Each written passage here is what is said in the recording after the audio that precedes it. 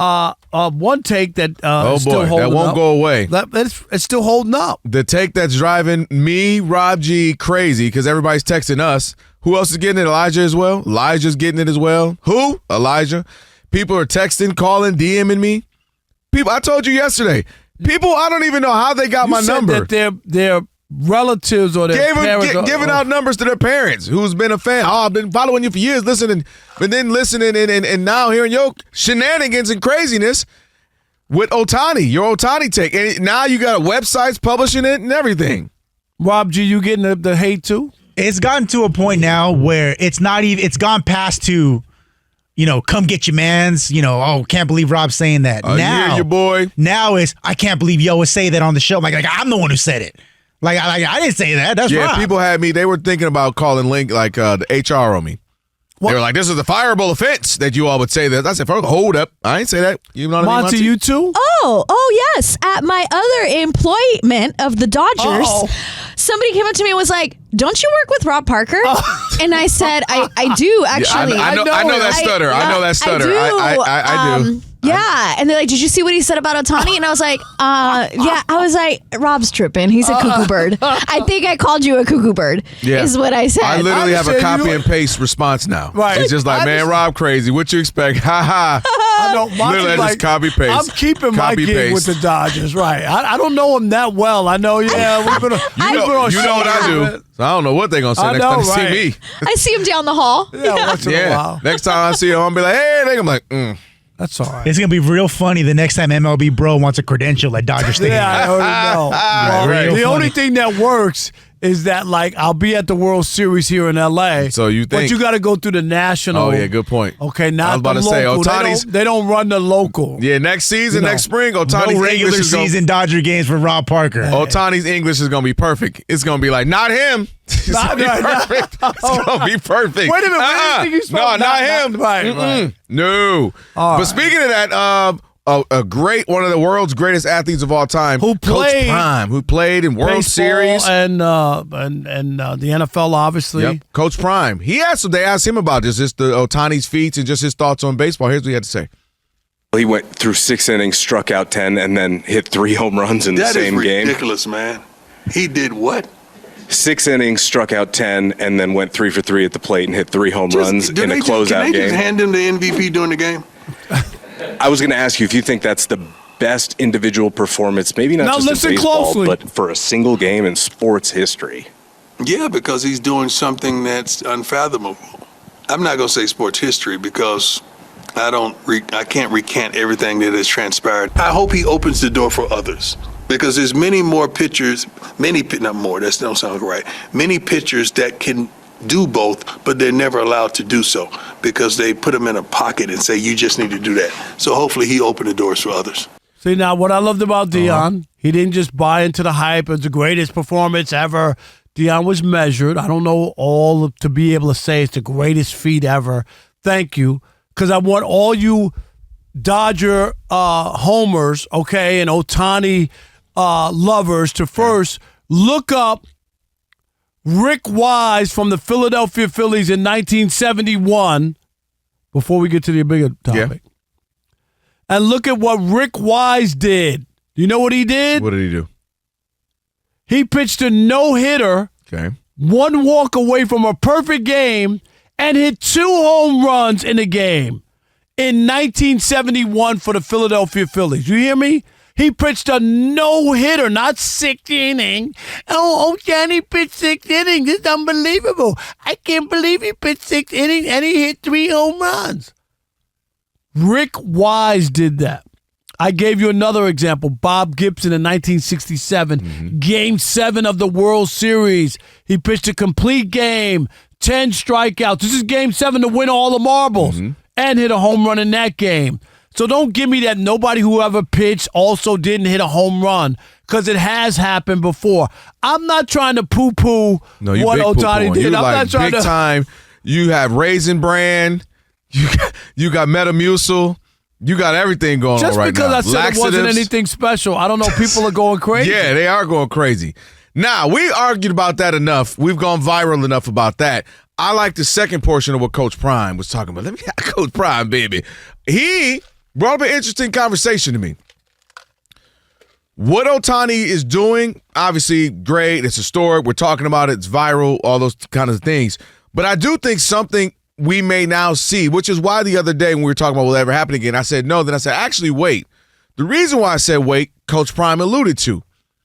What he's doing is opening up the door for a 6, 7, 8, 9, 10-year-old right now who all their life have been told at a certain point, well, you got to specialize. You're only going to be a pitcher. And you got to so pick this is what you got to do. right. You got to pick. You can only hit. You can only pitch. Nobody else has ever done. Nobody does this like this. You can be a pitcher who happens to be a decent bat, you know what I mean, but not an actual hitter. And what he's doing is opening up what we're going to see, because the only person, Rob, we are the ones who actually limit what athletes can do. What did we say for years? First off, we said black guys couldn't be a quarterback. They're not smart enough. They're not this enough. That was a literal thing. For those of you too young to know that, check the history. Black quarterbacks couldn't exist because they're not smart enough. They don't have the mental capacity. Well, you know how many athletes we will never know who might have been the greatest quarterbacks of all time? Because they happen to be a black quarterback coming out of college in the 70s and 80s. And they led their college teams to national championships. Lead them to national championships. And then they'd be like, oh, you got to go be a DB, go be a running back, go be a safety, or go Charlie Ward, go to the NBA. And it ain't even that long ago. Don't forget 100%. that Bill Polian, who's a Hall of Fame general manager from the Colts, talked about Lamar needing to be a receiver, a wide receiver. Go get some reps as a wide receiver. So think about that. No, that's real, and that was 7, 8 years ago. Right. So I bring that up to say we limit the possibilities of athletes with our own brains and our own limitations. Right? Black quarterbacks could have been dominating for years. Quarterbacks, we don't run. That's bad. It means you don't see anything in the pocket. You're being scared. You're running. That's stupid. Now, Jared Goff is the last standstill statue quarterback, and I'm serious. Every team has a quarterback who can run, who's mobile. That's the norm now. 25, 35, 40 years. No, because that's bad. That means you're not seeing things. There's Frank Tarkenton. There's Steve Young. There's a handful, but they were the anomalies. So I'm bringing this up to say we might start to see, maybe they don't go 6, 7, 8 innings, but where you can see guys who are great hitters getting 30 home runs, and batting 280, whatever it may be for them, but they also can get you 3 innings. They can be a mid-reliever. They can come in, give you 2 innings, 3 innings, 4 innings. Maybe they can start every now and again when you need them. We might just start to see this happen more often, more frequently, and that's the remarkable thing about what Shohei Ohtani is doing. It opens up the floodgates of possibilities. Hey, big man, it's okay that you shoot threes. We've gone too far now. But hey, Bill Laimbeer, you're a big man, power forward, tough, elbowing people, fighting people. You're thinking you as big and strong and tough.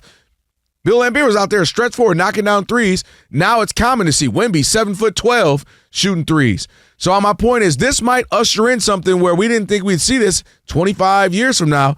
It might be normal to see kids who pitch and hit. And maybe they're not big-time starters all the time, but we might see it. No, I think there's a chance. Not everybody.